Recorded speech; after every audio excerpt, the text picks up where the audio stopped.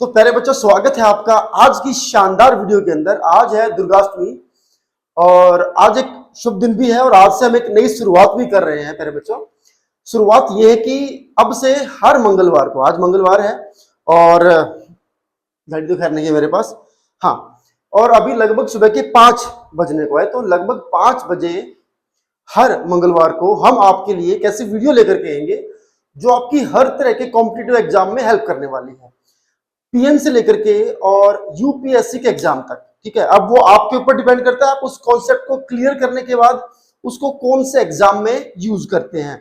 तो आज का जो हमारा कॉन्सेप्ट है प्यारे बच्चों, वो है मौलिक अधिकार। ठीक है, मौलिक अधिकार। ठीक है, कितने हैं, कौन से हैं और संविधान के किस किस प्रावधान के अंदर ये हमें दिए गए हैं, कहाँ उनका यूज है, वो सब चीजें आज की इस वीडियो के अंदर डिटेल में डिस्कस करने वाले। तो सबसे पहले एक बात जान लीजिए कि संविधान जो हमारा है वो सभी तरह के नागरिकों के लिए व्यक्ति या समष्टि रूप से कुछ बुनियादी स्वतंत्रता प्रदान करता है, मतलब कुछ बेसिक जो है वो हम सबको फ्रीडम दी गई है कॉन्स्टिट्यूशन की तरफ से, संविधान की तरफ से। ठीक है, जिनकी मौलिक अधिकारों की 6 व्यापक, जिनको मौलिक अधिकारों की 6 व्यापक श्रेणियों के रूप में संविधान में गारंटी दी जाती है। मतलब इन्हीं राइट्स की हमें कॉन्स्टिट्यूशन के अंदर गारंटी दी गई कि भाई ये राइट्स तो आपके पास हैं, देश हमारा आजाद है तो इतने अधिकार तो आपके पास हैं। ठीक है, जो कि न्याय उचित है, सही बात है। संविधान के भाग 3 में सन्निहित अनुच्छेद 12 से लेकर के 35 में मौलिक अधिकार जो है वो प्रदान करे गए हैं। माने संविधान की जो अनुच्छेद 12 से लेकर के 35 में मौलिक अधिकारों को बताया गया है। अनुच्छेद 12 राज्य की परिभाषा, अनुच्छेद 12 जो है आर्टिकल 12, ठीक है, राज्य की परिभाषा। ठीक है, राज्य की परिभाषा। अब राज्य से कभी भी संविधान के मुताबिक मतलब कोई स्टेट नहीं होता, पूरे कंट्री के लिए जो है वो यूज करा जाता है। और अनुच्छेद 12 में राज्य की परिभाषा। अनुच्छेद 13 कहता है, अनुच्छेद 13 क्या कहता है, कोई भी कानून जो भारत के संविधान में दिए गए मौलिक अधिकारों के साथ असंगत है या उन्हें कम करता है, वो है असंगति या कमी की सीमा तक शून्य होगा। ऐसा कोई भी कानून जो आपके मौलिक अधिकारों को बाधित करता है वो शून्य है। ठीक है, तो कोई भी ऐसा कानून जो भारत के संविधान में दिए गए मौलिक अधिकारों के साथ असंगत है, ठीक है, माने वो फिट नहीं है या उन्हें कम करता है, माने आपके राइट्स को कम करता है, वह उस असंगति या कमी की सीमा तक शून्य होगा। माने अगर वो आपके मौलिक अधिकारों के साथ छेड़छाड़ करता है तो फिर उस कानून की वैल्यू 0 है। माने हम सब एक समान हैं। इन टोटल जो है हमारा कॉन्स्टिट्यूशन ये कहना चाहता है कि भाई हम सब जो है वो एक समान है, हम सब की वैल्यू एक समान है इस देश के अंदर। तो सबसे पहले अधिकारों की बात कर लेते हैं प्यारे बच्चों। सबसे पहला जो अधिकार आता है समानता का अधिकार। समानता का अधिकार, समानता का अधिकार माने हम सब एक समान हैं। अब ये किस में आता है, ये अनुच्छेद, ठीक है, अनुच्छेद 14 क्या कहता है, कानून के समक्ष समानता। अब समानता भी तो बहुत तरह की होती है ना, समानताएं भी कई तरह की होती हैं। तो सबसे पहले अनुच्छेद 14 क्या कहता है, कानून के समक्ष समानता, माने कानून के सामने, नियमों के सामने हम सब एक समान हैं। अनुच्छेद 15 क्या कहता है प्यारे बच्चों, अनुच्छेद 15 क्या कहता है, धर्म, मूल वंश, जाति, लिंग या जन्म स्थान के आधार पर भेदभाव निषेध है। माने आपका जन्म कहां हुआ, आपकी जाति कौन सी है, इन सब के आधार पर भी आप एक समान हैं, आपके साथ असमानता का बर्ताव नहीं किया जा सकता। अनुच्छेद 16, इसी में अनुच्छेद 16 भी क्या कहता है, अनुच्छेद 16 कहता है सार्वजनिक रोजगार के मामलों के जो अवसर हैं, माने जो आपको जो जॉब्स मिलती हैं, ठीक है, उनमें भी आप समान हैं। माने वहां पर भी आपके साथ किसी तरह की असमानता नहीं बरती जाएगी। ठीक है, पब्लिक जितने भी जॉब्स हैं, अब कोई प्राइवेट जॉब्स की अगर हम बात कर लेते हैं तो वहां पर व्यक्ति कोई आपको ऊपर नीचे कर दे तो वो तो उनकी जिम्मेदारी है, लेकिन कानून की नजर में आप सभी तरह की नौकरियों में जो सबके लिए हैं, अगर पहले ही कोई बता करके ये कहे कि ये इनके लिए है और फिर आप वहां पर फिट नहीं है, मान लीजिए उस कैटेगरी में आप जाकर के अड़ जाते हैं कि मुझे भी चाहिए, तो सामने वाला कह सकता है कि हमने ये अपने एडवर्टीजमेंट में पहले बताया था कि ये इस तरह के लोगों के लिए है। तो वहां पर आप हो सकता है समान हो, लेकिन सार्वजनिक माने पब्लिक जब कोई ओपिनियन में जॉब निकाली जाएगी, भाई सब कोई भी आकर के भर्ती हो सकता है, उस केस में किसी तरीके से आपको कोई ये कह दे कि आप इस आधार पर असमान हैं, कि भाई आपकी जाति अलग है, आपका धर्म अलग है, इसलिए आप इस भीड़ से अलग हट जाइए, तो वो गलत है। तो वहां पर आप सब समान हैं। उसके बाद कहता है अनुच्छेद 17 कहता है, ये सभी समानता के अधिकार पढ़ रहे हैं, ध्यान रखना। अस्पृश्यता का अंत माने अनटचेबिलिटी खत्म है देश से, माने अब छुआछूत जैसी कोई चीज देश में नहीं, आप सब समान है। ऐसा नहीं है कि ये पंडित है और ये निम्न जाति का है तो इसको छू नहीं सकता, या ये इस समाज में इसकी कोई वैल्यू नहीं है। अनुच्छेद 18 कहता है उपाधियों का उन्मूलन। भाई पहले के जमाने में किसी राजा को, राजे में जो महाराजे होते थे, वो अपने आप को कुछ ना कुछ उपाधि दे लिया करते थे, समाज में सब उनको बाबूजी बाबूजी करके बोलते थे, राजा साहब करके बोलते थे। अब ऐसा कोई नियम देश के अंदर लागू नहीं है, हम सब एक समान हैं। चलिए आगे बढ़ते हैं। स्वतंत्रता का अधिकार, स्वतंत्रता का अधिकार, दूसरा राइट क्या है दोस्तों? स्वतंत्रता का अधिकार, ठीक है, स्वतंत्रता का अधिकार, right to freedom, right to equality, समानता का अधिकार, राइट टू फ्रीडम, स्वतंत्रता का अधिकार। अनुच्छेद 19, 18 तक तो हम यहां पढ़ चुके हैं, ठीक है। कोई उपाधि अब किसी के पास नहीं है, माने कोई किसी को इस आधार पर जजमेंट नहीं करेगा कि इसको पूरा गांव बाबूजी बोलेगा, ऐसा नहीं होगा। उसके बाद आता है स्वतंत्रता का अधिकार, राइट ऑफ फ्रीडम या राइट टू फ्रीडम कह लीजिए। अनुच्छेद 19 इसमें आता है। अनुच्छेद 19 क्या कहता है? अभिव्यक्ति की स्वतंत्रता का अधिकार, माने भाई आप स्पीच माने बोल सकते हो, ठीक है, कोई आकर के आपका गला नहीं दबाएगा कि आपने ऐसा क्यों बोला, ठीक है। दूसरा आता है अपराधों के लिए दोष। अब देखो अभिव्यक्ति में या स्वतंत्रता का अधिकार, इसमें कई चीजें शामिल होती है प्यारे बच्चों। दोस्तों क्या कहते हैं, देखो स्वतंत्रता आप तक ही सीमित होनी चाहिए। अगर आप किसी और की स्वतंत्रता में दखल दे रहे हैं तो फिर वो अधिकार आपका वहां पर नहीं रहेगा। मान लीजिए मैं स्वतंत्र हूं, मैं कुछ कह सकता हूं, बोल सकता हूं, अपनी राय रख सकता हूं, लेकिन अपनी राय रखते हुए मैं किसी पर्टिकुलर इंसान की इंसल्ट नहीं कर सकता, ठीक है, क्योंकि उसका भी तो अधिकार है, उसको भी तो डिग्निटी चाहिए। तो आप ये नहीं कह सकते कि फला आदमी इस मायने में घटिया है। आप अगर ऐसा कहने जाएंगे या उसके ऊपर कोई उल जरूर इल्जाम लगाएंगे, अगर वो बात कल को साबित हुई कि नहीं आपने झूठा उसको ऐसे करने की कोशिश करी, तो फिर ये केस आप पर बनेगा। इसका मतलब आपने उसकी स्वतंत्रता में हनन डालने की कोशिश करी है। लेकिन हाँ, किसी निर्जीव चीज के बारे में आप कह सकते हो, क्योंकि निर्जीव चीज तो आपके ऊपर केस करेगी नहीं, और निर्जीव चीज की कोई बेइज्जती भी नहीं होती है। तो किसी व्यक्ति विशेष की स्वतंत्रता को आप छीन नहीं सकते। आप भी स्वतंत्र है, वो भी स्वतंत्र है, और फ्रीडम ऑफ स्पीच आपके पास है, आप बोलचाल जो है वो कर सकते हैं, अपनी बात रख सकते हैं। अनुच्छेद 20, इसी में अगला पॉइंट आता है। अनुच्छेद 20 क्या कहता है? अपराधों के लिए दोष सिद्धि के संबंध में संरक्षण, कि भाई किसी के ऊपर अपराध जो है वो सिद्ध होने की कोशिश हो रही है, दोष उसके ऊपर लगाया गया है, वहां पर अपने बचाव का सबको स्वतंत्रता है, माने अपना बचाव करने की फ्रीडम जो है वो हर किसी के पास है। आप संरक्षण कर सकते हैं, वकील से बात कर सकते हैं, वहां पर आप सब स्वतंत्र हैं, आप सब इक्वल हैं, बराबर हैं। उसके बाद क्या कहता है? अनुच्छेद 21 क्या कहता है? अनुच्छेद 21 कहता है स्वतंत्रता के अधिकार के बारे में, प्राण और वैहिक स्वतंत्रता का संरक्षण। भाई जीने की फ्रीडम है आपके पास, ठीक है, अपनी जान बचाने का आपके पास अधिकार है, अपनी जान बचाने की स्वतंत्रता आपके पास है। उसके बाद क्या कहता है? इसी में 21 के बाद 21A, अनुच्छेद 21A क्या बोलते हैं? शिक्षा का अधिकार, शिक्षा का अधिकार, राइट टू एजुकेशन।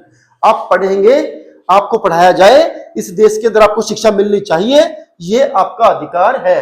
एजुकेशन आपको मिलनी चाहिए, बेसिक एजुकेशन आपको मिलनी चाहिए, कक्षा 8 तक तो आपको फ्री एजुकेशन मिलनी चाहिए, ये अधिकार आपको मिला हुआ है। अनुच्छेद 22 क्या कहता है?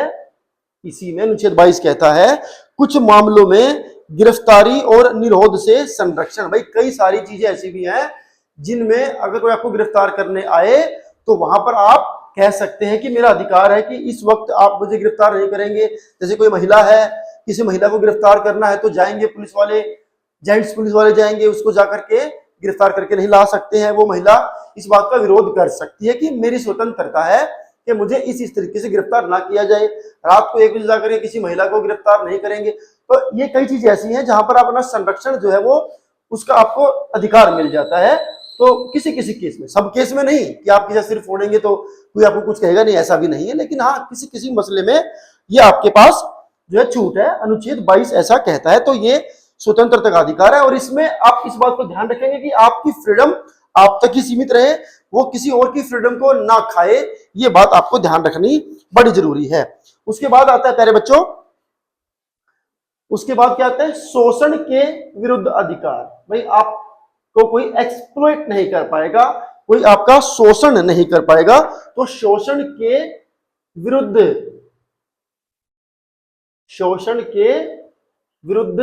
आपका अधिकार, ये तो आपके फंडामेंटल राइट्स है, ये तो सब आपको कानून ने दे रखे हैं, ठीक है। तो आप इनका इस्तेमाल कर सकते हैं, ये जानने आपके लिए बड़े जरूरी हैं। एग्जाम में तो है ही है जरूरी, लेकिन ये वाली वीडियो तो सबके लिए जरूरी है, भाई आपको पता होना चाहिए। शोषण के विरुद्ध अधिकार क्या, अनुच्छेद 23 तक हम लोग पढ़ चुके हैं। अनुच्छेद 23 पे अब हम आते हैं, ठीक है। अनुच्छेद 14, 15, 16 और 17, 18 ये सब समानता के अधिकार में थे। उसके बाद 19, 20, 21, 21A और 22 तक स्वतंत्रता का अधिकार है। उसके बाद अनुच्छेद 23 में आते हैं शोषण के विरुद्ध अधिकार, मानव के दुर्व्यापार और बाल श्रम पर का प्रतिषेध। भाई कोई भी किसी से जबरदस्ती काम नहीं कराएगा, एक्स्ट्रा काम नहीं कराएगा, उसका एक्सप्लॉयटेशन नहीं करेगा, छोटे बच्चों से वहां पर काम नहीं कराया जाएगा, तो या किसी के साथ दुर्व्यवहार नहीं करेगा, ये सब चीजें एक्सप्लॉयटेशन में काउंट है। तो आप उसके खिलाफ शिकायत कर सकते हैं कि भाई मेरा मालिक मुझे प्रताड़ित करता है या मुझे टॉर्चर करता है, मुझे इतना समय बोल करके इतना समय काम कराता है, ये सब चीजें आपके राइट्स में आती हैं। आप इसके खिलाफ आवाज उठा सकते हैं कि आपका शोषण ना हो, इस बात के लिए आप स्वतंत्र हैं कि आपका कोई शोषण अगर करता है तो आप जाकर के शिकायत कर सकते हैं कि मेरे अधिकारों का हनन हुआ है, मुझे एक्सप्लॉइट किया गया है, मेरा शोषण किया गया है, ठीक है। अनुच्छेद 24, इसी में अगला पॉइंट आता है। अनुच्छेद 24 क्या कहते हैं, कारखाने आदि में बच्चों के नियोजन पर प्रतिबंध। जैसे कि मैंने बताया, ठीक है, कारखाना कोई फैक्ट्री है, वहां पर बच्चों को काम नहीं दिया जाएगा, उनसे काम नहीं कराया जाएगा, उनकी अपॉइंटमेंट ही नहीं कराई जाएगी, माने उनको भर्ती ही नहीं किया जाएगा। बच्चों की भर्ती पर रोक लगाता है ये अनुच्छेद 24, ये कहता है, क्योंकि ये भी उन बच्चों का शोषण में जो है वो काउंट होगा। अक्सर आपने फैक्ट्रियों के बाहर लिखा देखा होगा कि 14-15 वर्ष से कम आयु के बच्चे यहाँ पर प्रवेश नहीं कर सकते हैं। उसका मतलब यही है कि भाई उनको काम नहीं मिलेगा। वो बात अलग है कि आज की तारीख में अगर आप जाएंगे, किसी होटल पे जाएंगे, किसी ढाबे पर जाएंगे, देखिए अधिकार होना एक अलग बात है, लेकिन इनका कितना इंप्लीमेंटेशन होता है ये तो आपको ही जजमेंट करना। समय समय पर ये सब चीजें आपके सामने आती रहती हैं। आप कभी किसी होटल या किसी ढाबे या छोटी चाय की दुकान पर जाकर के देखेंगे तो आपको एहसास होगा कि यहाँ जो छोटू काम करता है उसकी उम्र 10 साल है, 12 साल है, 13 साल है, 14 साल है, माने पढ़ने की उम्र में यहाँ पर वो कप प्लेट धोता है या चाय पकड़ाता है या टेबल साफ करता है। ये सब चीजें आप अपने आसपास देखते हैं। तो अधिकार तो सरकार ने, कॉन्स्टिट्यूशन ने दिए हैं कि भाई बच्चों से मजदूरी ना कराई जाए, वो सब बातें हैं, लेकिन ग्राउंड रियलिटी क्या है वो हम सब जानते हैं। लेकिन उसके खिलाफ शिकायत आप कर सकते हैं, ठीक है, अगर आप चाहें तो, ठीक है। तो पहला, आपके साथ कोई दुर्व्यवहार नहीं होगा, और दूसरा जो है वो जो है बाल श्रम जो है वो निषेध है, ठीक है। उसके बाद आता है प्यारे बच्चों चौथे नंबर का अधिकार, जिसको हम कहेंगे धार्मिक स्वतंत्रता का अधिकार। इसको ध्यान से सुनिएगा। हमारे देश में सबसे जल्दी अगर किसी बात पर दंगा होने के चांसेस हैं तो वो है धर्म। अब इस अधिकार को भी समझ लेना बड़ा जरूरी है। बहुत लोग तो ऐसे ही हैं जिन्होंने किताब कभी पढ़ी नहीं है, जिनको पता ही नहीं है, बावजूद उसके झंडा उठा लेते हैं या दंगा करने को तैयार रहते हैं। अनुच्छेद 25 क्या कहता है? अनुच्छेद 25 कहता है, क्या कहता है देखो, अंतःकरण की स्वतंत्रता और धर्म को स्वतंत्र रूप से अपनाने, आचरण और प्रचार करने की स्वतंत्रता। भाई आपका अंतःकरण का जो मन है, आपका मन क्या कह रहा है कि भाई मुझे ये धर्म अच्छा लगता है, तो आप उसमें जा सकते हैं, उसको अपना सकते हैं, उसका आचरण, उसके नियम अपना सकते हैं, और दूसरे व्यक्ति के सामने उसकी तारीफ भी कर सकते हैं, मैंने उसका प्रचार भी कर सकते हैं।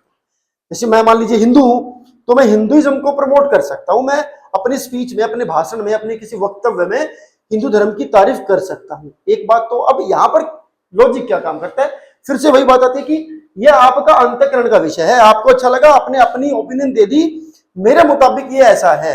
अब आप यहां पर दूसरे किसी धर्म की बुराई करके अपने आप को अच्छा नहीं बताएंगे, ये बात ध्यान रखने वाली है।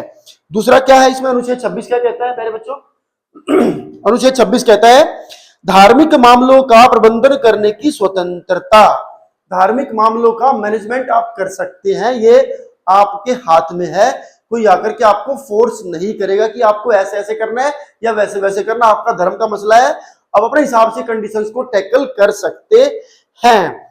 अनुच्छेद 27 भी इसमें क्या कहता है, ध्यान रखेंगे, सुनते चलेंगे, धर्म का मसला है, ध्यान से सुनना होगा।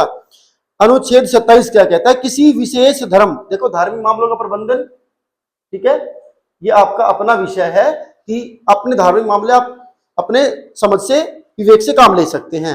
अनुच्छेद 27 क्या कहता है, किसी विशेष धर्म की अभिवृद्धि के लिए करों के भुगतान के संबंध में स्वतंत्रता। किसी विशेष धर्म की अभिवृद्धि के लिए करों के भुगतान के संबंध में स्वतंत्रता। भाई किसी धर्म विशेष ने टैक्स लगा दिया, ठीक है, तो वहां पर आपके पास स्वतंत्रता है, चाहे तो आप उस चीज को फॉलो करें, चाहे तो आप फॉलो ना करें, या फिर आप अपने धर्म के प्रचार प्रसार के लिए, मान लीजिए आपके पास पावर है तो आप उसमें कोई कर लगाने का प्रावधान जारी कर सकते हैं, लेकिन आप किसी को बाध्य नहीं कर सकते, किसी को फोर्स नहीं कर सकते कि हमारे धर्म में आने के बाद आपको ये वाला टैक्स तो देना ही देना होगा। ये नियम अब नहीं है, जो मुगलों ने कभी जजिया के नाम से कभी वो लगाया था, वो सब अब हमारे देश से हट चुका है। धर्म के नाम पे कर जबरदस्ती नहीं आप कर सकते हैं, वहां पर आपकी स्वतंत्रता, उसके भुगतान के संबंध में आप पूरी तरीके से स्वतंत्र हो। आप चाहो तो सपोर्ट कर सकते हो, मान लीजिए कोई किसी पर्टिकुलर धर्म का कोई टेंपल चलता है तो वहां पर आपको कोई फोर्स नहीं कर सकता कि आपको ये इस मंदिर में आने के लिए टैक्स देना ही देना पड़ेगा या दान पेटी में 100 रुपए डालने पड़ेंगे। चाहे वो हिंदुइज्म है, चाहे वो मुस्लिम्स के अंदर कोई मदरसा है, वहां पर आप फोर्स नहीं कर सकते कि आपको ये वाला टैक्स तो भाई पे करना ही करना पड़ेगा, तो वहां पर आप स्वतंत्र हैं। अनुच्छेद 28 क्या कहता है, तो धर्म विशेष कर वाली बात 27 में आती है। 28 में क्या कहते हैं, कुछ शैक्षणिक संस्थानों में धार्मिक शिक्षा या धार्मिक उपासना में भाग लेने की स्वतंत्रता। माने कोई कोई ऐसा एजुकेशनल इंस्टीट्यूशन है जहां पर धर्म की शिक्षा दी जाती है जो कि अलाउड है, ये धार्मिक स्वतंत्रता के अधिकार में आती है, आप वहां पर धर्म की शिक्षा दे सकते हैं। और देखो कमाल की बात यह है, हमारे देश के अंदर कुछ माइनॉरिटी वाले जो धर्म है उनको तो ये अलाउड भी है कि वो अपने पर्टिकुलर धर्म के स्कूल खोल सकते हैं और वहां पर अपने धर्म को प्रमोट कर सकते हैं। अब चाहे वो मुस्लिम्स के अंदर मदरसे की बात कर ले या क्रिश्चियनिटी के अंदर जो कॉन्वेंट है उनकी बात कर ले, वहां पर वो अपने धर्म को प्रमोट कर सकते हैं, लेकिन हिंदुइज्म के बारे में ऐसा कुछ नहीं लिखा हुआ है, ठीक है। तो कुछ शैक्षणिक संस्थान है, सभी नहीं है, मैंने सभी नहीं बोला है। अनुच्छेद 28 कहता है कुछ एजुकेशनल इंस्टीट्यूशन में ये छूट है कि वहां पर धर्म का प्रचार प्रसार हो सकता है और उसी धर्म की संबंधित उपासना, उसी धर्म से रिलेटेड कोई प्रार्थना बोली जा सकती है। लेकिन इसमें एक पॉइंट यहाँ पर जरूर ये आता है, ऐड करना चाहूंगा मैं, जैसे कोई भी स्कूल है वहां पर जो प्रेयर होती है वो प्रेयर के ऊपर भी ये ध्यान रखने वाली बात होती है। अगर वो स्कूल मिशनरी स्कूल नहीं है या फिर मदरसा नहीं है तो वहां पर जो प्रार्थना होती है तो ये उसके लिए प्रावधान है कि भाई वो प्रार्थना ऐसी ना हो जो किसी को आहत करे, ठीक है। तो वहां पर भी अगर कोई ऐसा बच्चा है जो उस प्रार्थना से संतुष्ट नहीं है या उसको लगता है कि ये मेरे अंदरूनी जो अंतःकरण का मसला है धर्म का उसको ठेस पहुंचा सकते हैं, तो उसमें वो भाग लेने से मना भी कर सकता है, ये अनुच्छेद 28 कहता है। अगला पॉइंट आता है प्यारे बच्चों, 5वां अधिकार आता है हमारा स्वतंत्रता का अधिकार। अब ये किस तरह की स्वतंत्रता वो भी आप देखेंगे।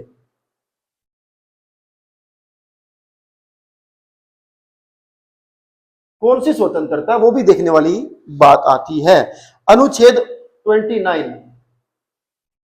क्या कहता है, अल्पसंख्यक जो है उनके हितों की रक्षा, शैक्षणिक संस्थानों की स्थापना और प्रशासन करने का अल्पसंख्यकों का अधिकार। माने जो माइनॉरिटीज हैं उनकी फ्रीडम के लिए ये जो है अधिकार है। अब इसमें सबसे पहले अनुच्छेद 29 की बात कर ले, क्या कहता है, अल्पसंख्यक जितने भी हैं उनके हितों की सुरक्षा होनी चाहिए। भाई देश में जो माइनॉरिटीज हैं, माने जो अल्पसंख्यक हैं, माने संख्या में कम हैं, उनके हितों की सुरक्षा होनी चाहिए। ये संविधान कहता है कि अगर इस गांव में 90 व्यक्ति किसी एक धर्म के हैं, 5 व्यक्ति किसी धर्म के हैं, 2 किसी के हैं, 3 किसी के हैं, ऐसे बटे हुए हैं। जो 5, 3 और 2 हैं उनके भी हितों की रक्षा होनी चाहिए। वे 90 लोग मिल करके उनको दबाएंगे नहीं। अनुच्छेद 30 क्या कहता है वो भी समझ लीजिए। शैक्षणिक सॉरी शैक्षणिक संस्थानों की स्थापना माने एजुकेशनल इंस्टीट्यूशंस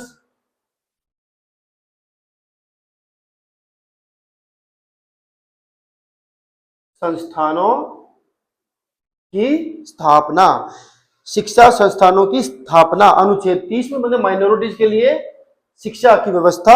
और 31 ये इसमें जुड़ा हुआ, तीनों एक साथ ही है, एक ही लाइन में तीनों जरूर डिस्कस करे गए हैं।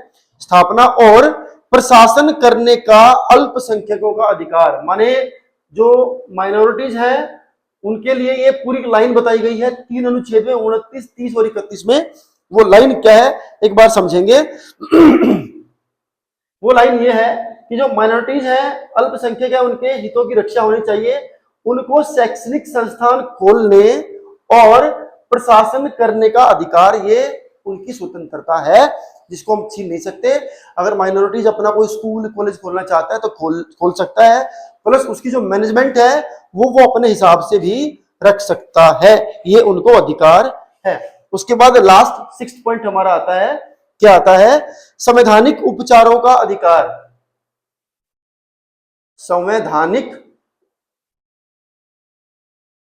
उपचारों का अधिकार। अब ये उपचार से मतलब वो वाला नहीं है जो आप सोच रहे हैं, जो हॉस्पिटल में इलाज होता है उसकी बात नहीं हो रही है। देखो क्या कहते हैं इसमें, अनुच्छेद 32 आता है, 31 के बाद 32 पे हम लोग आते हैं, ठीक है। इस भाग द्वारा प्रदत्त अधिकारों को परिवर्तित कराने के लिए उपचार, कि भाई जितने भी अधिकार हैं उनको उनका इम्प्लीमेंटेशन ठीक ठाक हो, ये वाला अधिकार। अनुच्छेद 33 क्या कहता है? इस भाग द्वारा प्रदत्त अधिकारों को सुरक्षा बलों आदि पर लागू करने में रूपांतरण करने की संसद की शक्ति, कि भाई ये जितने भी इसमें आएंगे, जो भी इसके मुताबिक जो पावर होंगी, इसके मुताबिक संवैधानिक जो हमारी पावर्स हैं, सबसे पहले तो उनका इम्प्लीमेंटेशन है, ठीक है, और उसमें कुछ चेंज करना है तो वो वाला अधिकार इसमें आता है।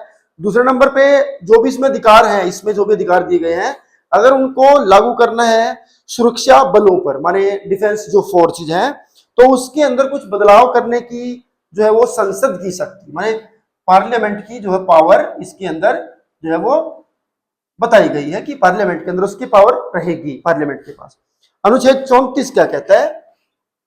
अनुच्छेद 34 कहता है प्यारे बच्चों, किसी भी क्षेत्र में सेना विधि प्रवृत्त होने पर इस भाग द्वारा प्रदत्त अधिकारों पर निर्बंधन। भाई ये देखो, इन सबको जो इससे पहले हमने पढ़े हैं उसमें कुछ बदलाव भी हो सकता है। कई बार देश में इमरजेंसी लगे तो आप वहां पर फ्रीडम ऑफ स्पीच आपकी इतनी नहीं रहेगी, आप भीड़ इकट्ठी नहीं कर सकते, कोई चीजें आएंगी तो उसमें भी तो कुछ बदलाव करने का अधिकार है, तो वो इन अधिकारों में ही आता है। जो ये लास्ट वाला हम पढ़ रहे हैं, संवैधानिक उपचार का मतलब वही तो है।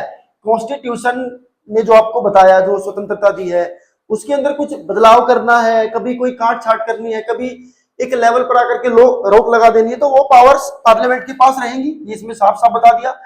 अनुच्छेद और इसमें 34 में क्या कहता है? कोई भी क्षेत्र है वहां पर मान लीजिए सेना जो है वो भेज दी गई है, मिलिट्री का जो है वो वहां पर बना दिया गया कि भाई आप सेना संभालेगी, ठीक है, उस केस में प्रदत्त अधिकारों पर निर्बंधन। तो पहले कोई ऐंठ जाए उनके सामने जाकर के जी हम तो यहाँ पर भाषण देंगे, रैली करेंगे, तो सेना के पास ही राइट है, वो उनको बोल सकता है, क्योंकि पार्लियामेंट्री रूल है उनका ये कि भाई यहाँ पर आज आप भीड़ जमा नहीं कर सकते, 144 धारा लगी हुई है। तो ये जो नियम है ये बताया गया अनुच्छेद 34 में कि सेना जहां जाएगी वहां पर कुछ नियमों का वो लोग अपने हिसाब से उनको यूज कर सकते हैं। अनुच्छेद 35 क्या कहता है दोस्तों, वो भी देख लीजिए। अनुच्छेद 35 कहता है इस भाग के प्रावधानों को प्रभावी बनाने के लिए विधान, कि भाई ये जो चीजें हमने बताई हैं, पार्लियामेंट के पास पावर है, मिलिट्री के पास पावर है, ये सब चीजें और ये सब कुछ जो ऊपर हमने पढ़ा है, ये प्रभावी तरीके से देश में लागू होने चाहिए और जरूरत पड़ने पर इनके अंदर कुछ बदलाव भी हो सकते हैं। ये भी छठा अधिकार जो है वो सरकार के पास रहेगा, ठीक है। तो ये उपचार का मतलब होता है इलाज, कि भाई कई बार आदमी यूज कर रहा है लेकिन सिचुएशन देश में ऐसी बन गई कि फिलहाल अधिकार जो है वो काम नहीं कर सकते, या फिर इस अधिकारों का इस्तेमाल करके सब लोग सड़कों पर उतर आए तो कानून व्यवस्था, सुरक्षा व्यवस्था जो है वो दांव पर लग सकती है, तमाम चीजें हो सकती है। तो उसके लिए उपचार भी दिए गए हैं कि भाई किसी किसी कंडीशन में इनमें से किसी अधिकार के किसी एक पॉइंट को निरस्त भी किया जा सकता है। यही बेसिकली ये वाला पॉइंट समझाना चाहता है। तो आई होप प्यारे बच्चों आपको चीजें समझ में आई होंगी। अब इस कंटेंट को आप किस एग्जाम में यूज करते हैं, it is completely on you, ठीक है। तो आई होप के चीजें आपको कनेक्ट जब करती है तो वीडियो को जरूर लाइक करें ना, और शेयर भी कर सकते हैं। और आज चूंकि मंगलवार है, दुर्गाष्टमी का दिन है, तो हमने शुरुआत करी है सुबह 5 बजे हर मंगलवार को आपके लिए एक ऐसी वीडियो जो आपकी अलग अलग एग्जाम्स में हेल्प कर सकती है, करेगी अगर आप उसको पढ़ेंगे तो। वो लेकर के हम लोग आएंगे सुबह 5 बजे। और अब कोई कहे कि सर बहुत जल्दी होता है, असली समय पढ़ाई का यही होता है, ठीक है। मैं ऐसे कई लोगों को जानता हूं जो सुबह 8-9 बजे तक 3-4 घंटे की स्टडीज कर चुके होते हैं। माने जब दुनिया उठती है काम पर जाने के लिए, तब ऐसे लोग अपना 3-4 घंटे का काम खत्म कर चुके होते हैं। तो आप सोच करके देखिए, जब वो दुनिया के साथ स्टार्ट करेंगे, उनके पास ऑलरेडी 3-4 घंटे की मेहनत उनके पीछे होगी, तो वो कैसे उनसे आगे निकल जाएंगे, आप सब खुद सोच सकते हैं। और सुबह का वक्त होता है, ज्यादा डिस्टरबेंस नहीं होती है, आप शांति से पढ़ाई कर सकते हैं, बहुत ज्यादा न्यूसेंस नहीं होती है अपने आसपास, और माइंड सुबह सो करके उठते हैं तो रिलैक्स होता है। तो उस केस में जल्दी चीजें समझ में आती हैं। तो वीडियो अच्छी लगे तो उसको लाइक कर सकते हैं, शेयर कर सकते हैं, और हमारे चैनल को सब्सक्राइब जरूर कर लें ऐसी तमाम वीडियोस के लिए। Thank you.